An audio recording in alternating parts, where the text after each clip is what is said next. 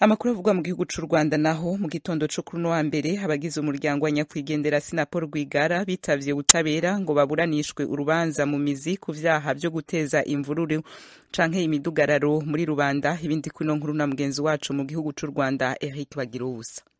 Bombi mu makanzu maremare y'iroza aranga abagororwa, umunyapolitiki utavuga rumwe n'ubutegetsi buriho mu Rwanda umwari Diane Rwigara mu mvura y'ubujojoba yitwikiriye ku mutwe igikoresho cy'amadosiye yifashisha aburana, agacupa k'amazi mu ntoki n'isaha ku kuboko. Nyina nawe Adeline Mukangemanyi Rwigara n'amadosiye mu ntoki. Buri umwe arinzwe n'abacungagereza babiri uko niko abaregwa binjiye mu cyumba cy'urukiko rukuru. Ubarebye ku masura barakomeye ariko nanone mu ngano barananutse. Umucamanza ukuriye inteko iburanisha kimara guhamagaza abaregwa akabamenyesha imyirondoro yabo n'ibyaha burunga akurikiranyweho, byahise bica amarenga ko idosiye ishobora guhindura isura. Amazina nka Mugenzi Tabita Gwiza murumuna wa Adeline Rwigara uba i Toronto muri Canada, n'abandi bavandimwe barimo Saverine Mukangarambe uba muri Leta Zunze Ubumwe za Amerika, Edimo Bushayija bakunze kwita Sacyanwa uba mu Bubiligi, na Jean Paul Turayishimiye uba muri Leta Zunze Ubumwe za Amerika nabo biyongereye muri iki kirego. Bitandukanye nuko byumvikanaga mu rubanza kwifunga n'ifungurwa ry'agateganyo, aba bavugaga ko baganiraga n'abaregwa ku matelefone ari naho hakomotse ibyaha birimo ibyo guteza imvururu cyangwa imidugaro muri rubanda, bigasa n'ibigarukiraho. Ubutabera bw'u Rwanda burafata abavandimwe bane ba Diane Rwigara na Adeline Rwigara bari mu mahanga nk'abakurikiranywe bihisha ubutabera. Nubwo nta byinshi byavuzwe kuri iyi dosiye kubera urundi rubanza mu rukiko rw'ikirenga, Maître Gatera Gashabana yasabye kubanza kujya kuburana. Umucamanza yavuze ko ubusabe bw'uyu munyamategeko umenyerewe mu manza zikomeye yifuza ko urubanza rw'abari mu Rwanda n'abari mu mahanga zatandukana. Nubwo umucamanza yavuze ko azabisuzuma mu iburanisha ritaha, Bwana Ndibwami Rugambwa na mugenzi we Faustin Mukunzi ku ruhande rw'ubushinjacyaha barifuza ko urubanza rwaburanishirizwa hamwe.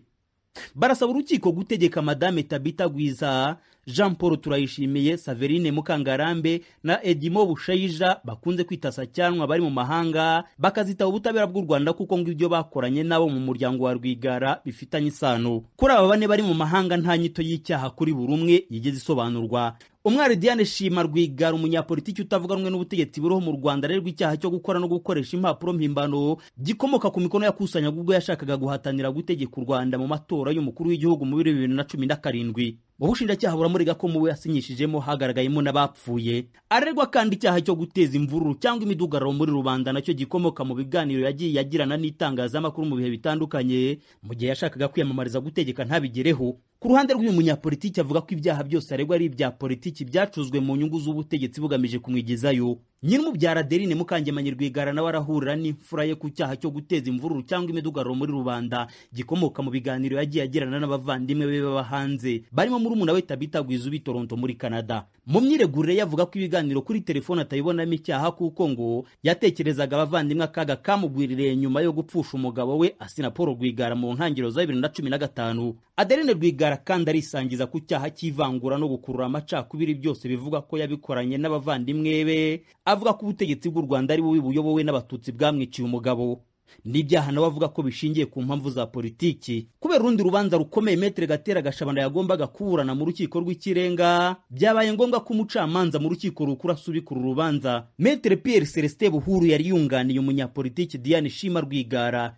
Iburanisha rya none ryitabiriwe n'abavandimwe b'abaregwa, abahoze ari abakozi b'uruganda rw'itabi rwa Rwigara, abadiplomate bazimwe muri ambasade mu Rwanda, umunyapolitiki utavuga rumwe n'ubutegetsi bw'i Kigali Maître Bernard Ntaganda washinze ishyaka PS Imberakuri ryacitsemo ibice, itangazamakuru n'abandi. Haribazwa niba koko abari mu mahanga mu bihugu bitandukanye bashobora kuzatumizwa n'ubutabera bw'u Rwanda kuburanira urubanza cyangwa se niba urukiko ruzafata umwanzuro wo kuzababuranisha badahari nk'uko byagiye bigenda kuri ba General Faustin Kayumba Nyamwasa. Ikizakurikira gishobora kuzamenyekana mu iburanisha ritaha ry'imure ku itariki ya 22 z'uku kwezi kwa gatanu.